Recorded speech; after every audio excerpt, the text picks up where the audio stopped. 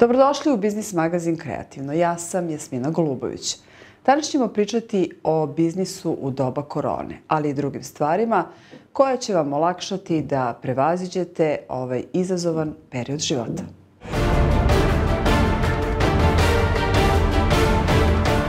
Sačuvajmo radna mesta zaposlenih u turizmu. Iskoristimo kućnu izolaciju da unapredimo sebe i svoje znanje.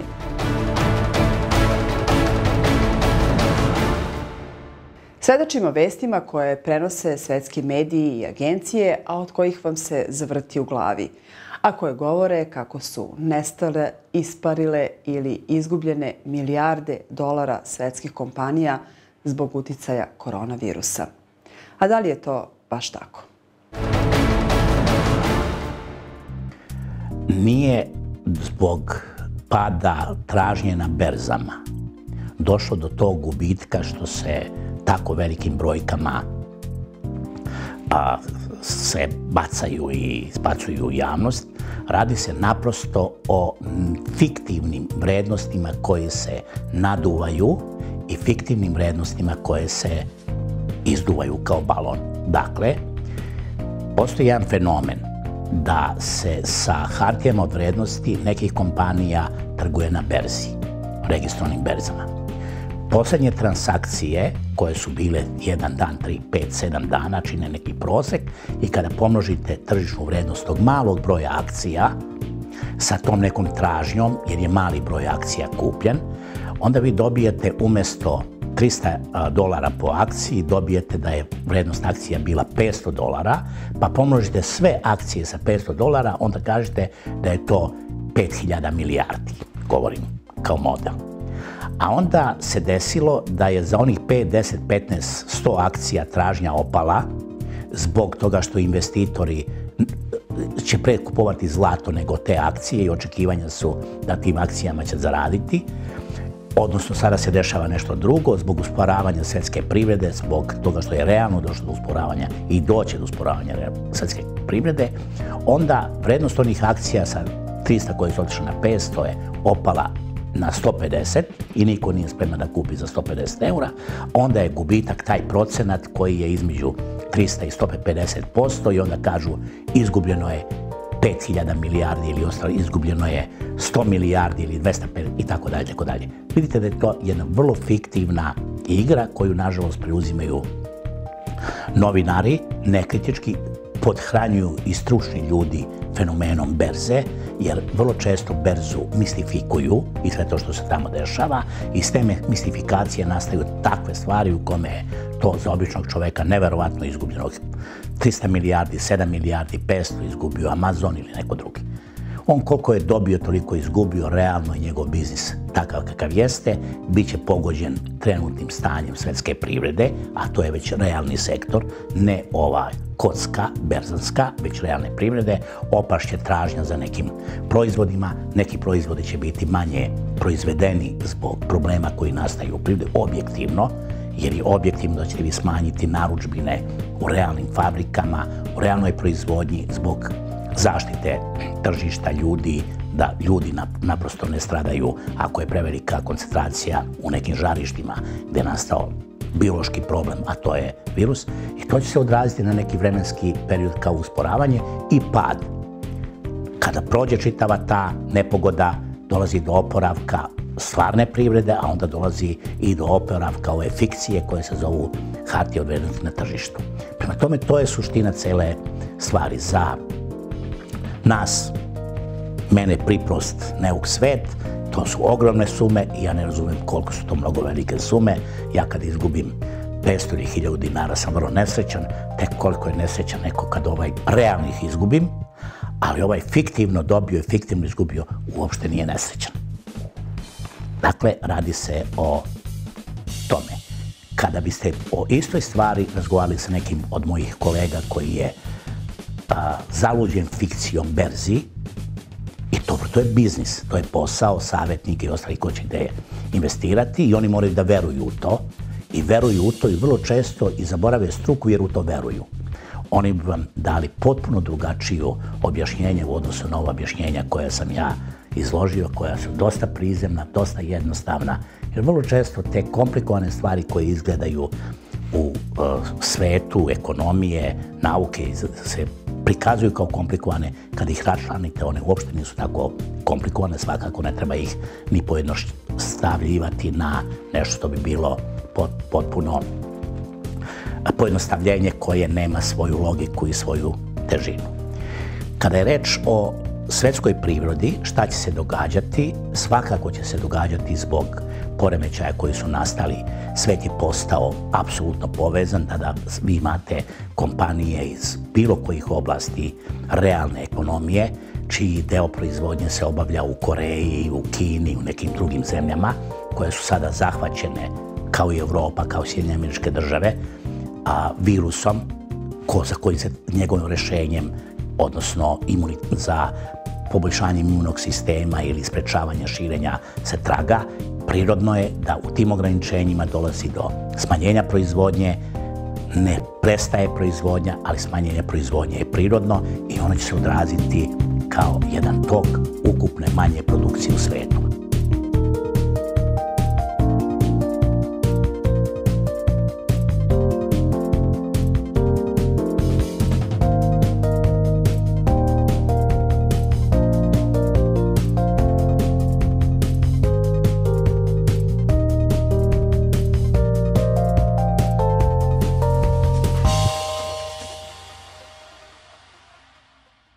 Zbog pandemije koronavirusom, prvi na udaru bio je turizam, koji će imati i ozbiljnih posljedica. Zato budimo odgovorni i solidarni i pomozimo da se sačuvaju radna mesta zaposlenih u turizmu. Udruženja turističkih agencija Srbije priključila su se globalnoj akciji turističkih radnika pod sloganom "Ne otkazuj svoje putovanje, pomeri polazak. Sačuvajmo turizam zajedno."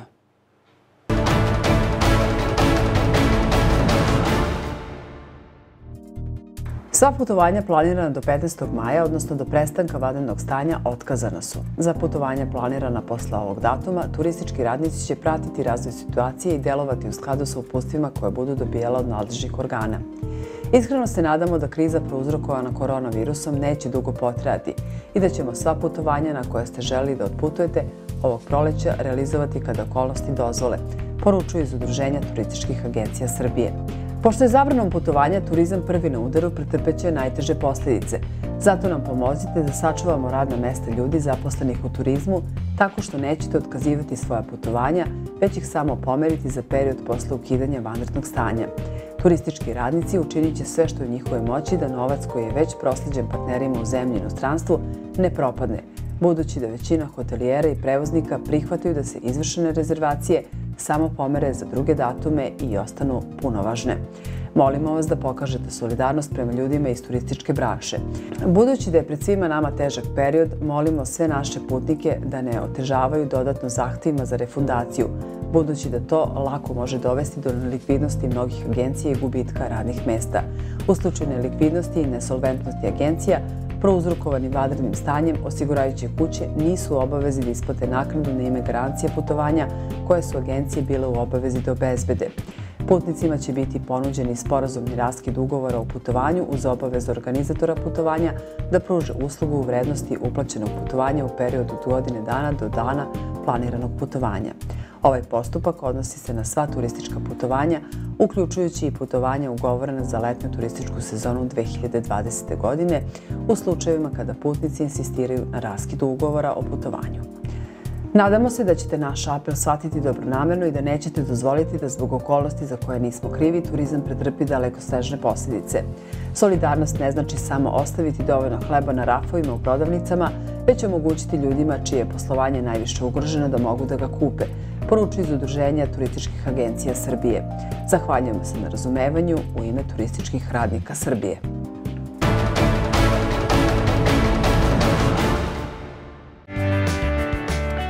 Bacchus Inn, luksuzni i spa apartmani sa pogledom na Dunav. Premium restoran sa tradicionalnom domaćom kuhinjom za potpuno novi doživljaj. Bacchus Inn. Kvantna medicina, biorezonantni i termovizijski skener, kompletan pregled celog tela bez zračenja, specijalistički i ultrazvučni pregledi, estetska i anti-aging medicina, mezoterapija lica i tela, hijaluronski fileri, korekcije usana i bora, radiotalosni lifting. Ordinacija dr. Sinicki, 011 4511 669.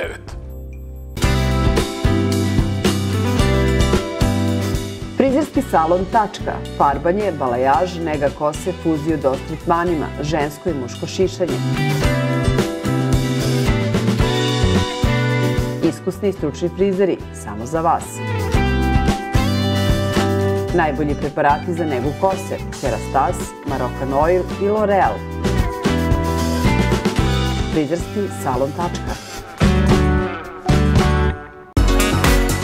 Tim stručnjaka i izvornih govornika engleskog jezika sa dugogodišnjim iskustvom u globalnim korporacijama obučava za profesionalnu komunikaciju na engleskom jeziku. Kreiramo individualne programe za zaposlene u skladu sa potrebama vaše kompanije. Unapredite i proširite svoj biznis znanjem i profesionalnom komunikacijom na engleskom jeziku sa uspešnim kompanijama iz zapadnog sveta. Chatbox English Social.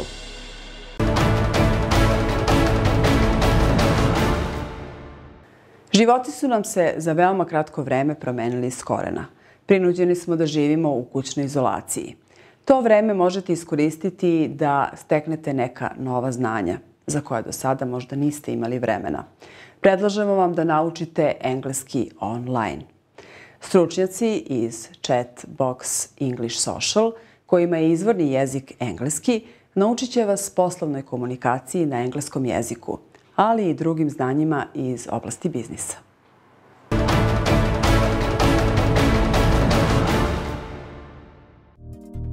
Kompanija Chatbox English Social bavi se edukacijom poslovne komunikacije na engleskom jeziku i posluje na američkom kontinentu, a odnedavno i na srpskom tržištu.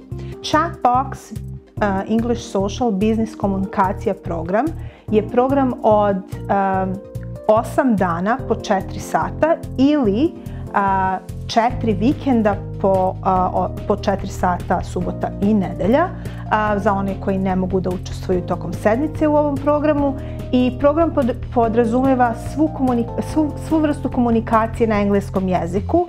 Znači, prelazimo preko tema kao što su konverzacija, pisanje na engleskom jeziku, prezentacija na engleskom jeziku, networking i pregovaranje. Program je namenjen za ljude koji već imaju neki srednji nivo znanja engleskog jezika, jer je program se ukupno vodi sve na engleskom jeziku.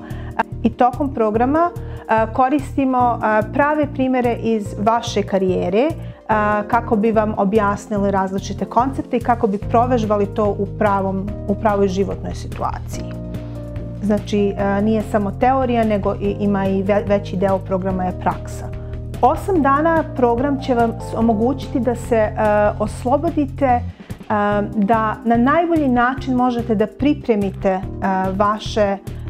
vašu komunikaciju sa vašim klijentima. Mi ćemo vam dati dovoljno znanja i dovoljno alata da u buduće vi sami možete da pripremite vaše prezentacije, vaše konverzacije sa stranim klijentima bez nekog velikog straha da li to radite u pravom formatu za inostranstvo.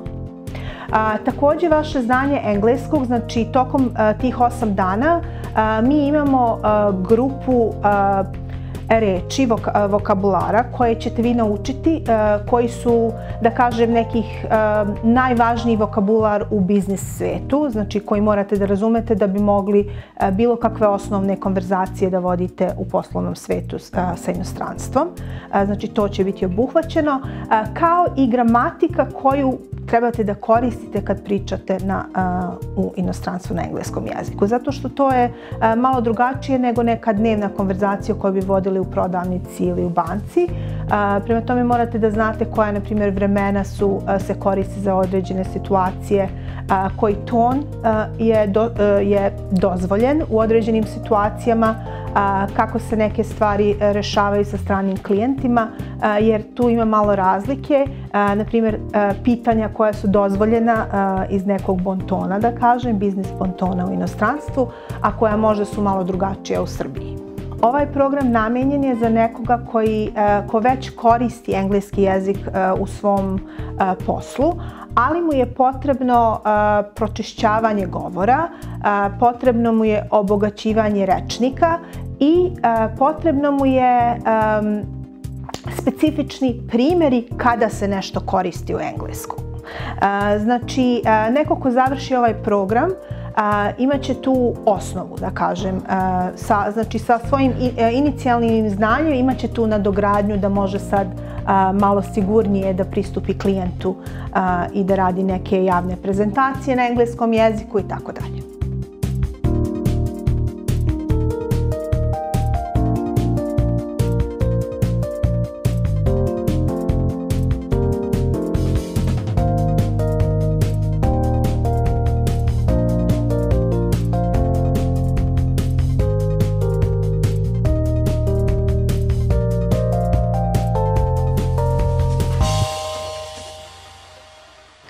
Postavljanje ciljeva je jedna od najvažnijih stvari za uspeh u životu. A kakvi su vaši ciljevi? Kod poslovnih ciljeva to je najlakše razumjeti. Mi znamo tačno što trebamo da radimo u nekom narednom periodu da bismo ostvarili neki cilj. Ali šta to znači postavljati ciljeve? Obično ljudi kažu, ok, dijelimo te ciljeve na kratkoročne, srednjoročne, dugoročne, ali šta to znači? To je potpuno nejasan pojam. Ja ih nikada ne postavljam tako. Uvijek kažem, morate da odredite tačan period. Da li je to cilj za mjesec dana, za 6, za godinu, za 5 godina, znači tačan period. Morate da znate sa koje strane krenuti u postavljanje ciljeva. Obična, najčešća greška koju ljudi naprave, a to je da kreću od najmanjih. U smislu, od dnevnih, sedmičnih zadataka, pa da idemo na mjesečne ciljeve, pa idemo na one možda tromjesečne, tako kvartalne i te stvari i kreću od ozdo. Ne, to je pogrešan pristup. Nikada ne treba kretati sa postavljanjem ciljeva od ozdo, nego od ozgo. Od najvišeg, znači onog krajnjeg, one vizije vašeg preduzeća. Šta je to što vi na kraju želite da ostvarite? Pa onda šta je potrebno za to, koji su resursi potrebni za to, šta je potrebno, ako je to na kraju recimo za 15 ili 20 godina, želim da ostvarim to, ok, što treba da ostvarim u narednih 15 godina da bi došao do toga, šta trebam da ostvarim u narednih 5 godina, znači koliko stvari trebam da ostvarim u narednih 5 godina da bi došao do onoga od 15, koliko stvari trebam da ostvarim u narednih godinu da bi došao do onoga od 5 i tako dalje. Dakle, od ozgo idemo ka dole, uzimajući u obzir potrebne resurse. Resursi su nešto što ljudi najčešće zanemaruju, a resursi zaista mogu biti razni, ima 7-8 različitih vrsta. Recimo, finansijski resursi, na to svako prvo pomisli. Ok, da li imam financije, da li imam financijska sredstva za tako nešto? Ako nemam, kako ih ostvariti? Već dobijamo jedan novi cilj. Novi cilj je ostvariti financijska sredstva. Zatim, to su recimo znanja i vještine. Kojim znanjima i vještinama moram lično da ovladam ili koja znanja i vještine moraju da imaju moji zaposleni, moja okolina, moj tim i tako dalje.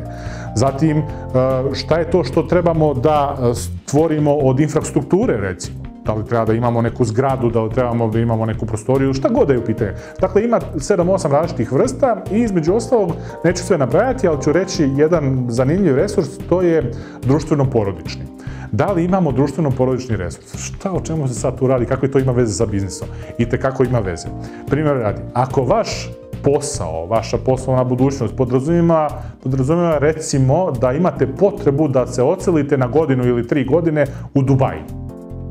Da li vaša supruga i vaša djeca vam, uslovno rečeno, daje dozvolu da to uradite? Ili ti, da li će da trpi porodica zbog toga? Ako nemate taj resurs, kako ćete da ostvarite taj poslovni put u Dubaji za naredne 3 godine? Pa nećete. Ili hoćete, ali po cijenu porodice, da li je to onda vrijedno toga?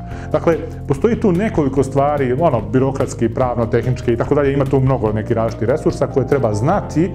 Te stoga i to je stvar koja se zapravo radi, za to i radim te konsultacije u različitim firmama gdje im razlučim do sitnih detalja šta je ono što oni moraju da rade i kako moraju da rade, a na njima je samo da kažu šta je njihov krajnji cilj. A na meni je da im razlučim sve ono ostalo što bi oni morali u međuvremenu da odrade i onda je to prosto recept. Mora nešto veoma drastično i nenadano da se desi u međuvremenu da vas spreči da postignete cilj. No čak i tada, kada se dešavaju te nenadane stvari, vi ciljeve možete korigovati. I nikada ne treba misliti da ako ste odredili neki cilj, da on mora da bude kao u kamenu uklesan i da nikada ne može da se mijenja. Ciljevi se stalno mijenjaju, kao i mišljenja. I zbog toga volim da iskoristim jednu izreku, samo glupi i mrtvi nikada ne mijenjaju svoje mišljenje. Te stoga niste ni glupi ni mrtvi, promijenite i mišljenje, promijenite cilj, prosto se prilagodite svijetu i onome što se dešava oko vas.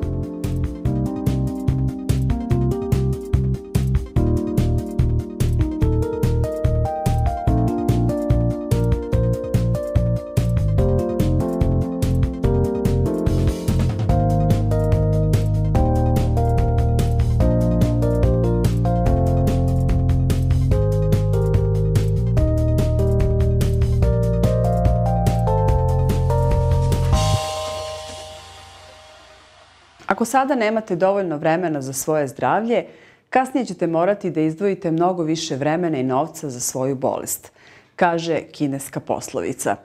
Zato ostanite u svojim domovima i budite odgovorni. I ne proveravajte istinitost one izreke da zdrav čovek ima milion želja, a bolestan samo jednu. Gledali ste još jedno izdanje Biznis magazina Kreativno. Bićemo sa vama i naredne nedelje u isto vreme. Doviđenja.